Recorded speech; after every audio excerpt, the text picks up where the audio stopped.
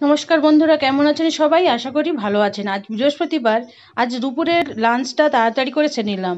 আজ দুপুরের লাঞ্চে ছিল কলমি শাক ভাজা আর পটল পোস্ত, মুসুরির ডাল, গতকালের চাটনি আর রুই মাছের ঝাল। মোটামুটি সবাই তাড়াতাড়ি লাঞ্চ করে আমার মেয়ে বসে গেছিলো বেলের শরবত বানাবে বলে।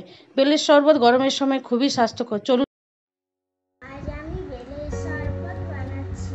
এখন আমি নিয়েছি নুন, চিনি, লেবু, বেল আর এক গ্লাস জল। আমি এই বেলটাকে এখনই মিক্সিতে পিষে নিচ্ছি।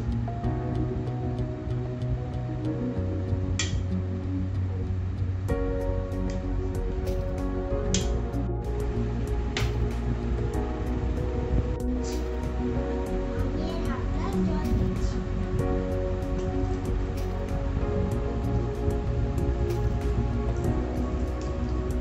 আমি এখন বেলটা মিক্সিতে পিষে নিয়েছি। এখন আমি দিচ্ছি 3 চামচ চিনি।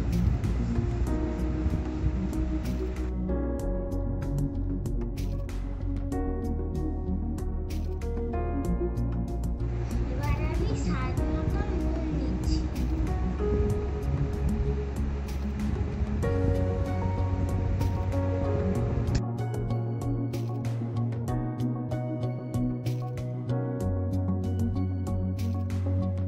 মিক্সিতে ভালো করে ঘুরিয়ে আমি এখন লেবুর রসটা এতে দিয়ে দিচ্ছি।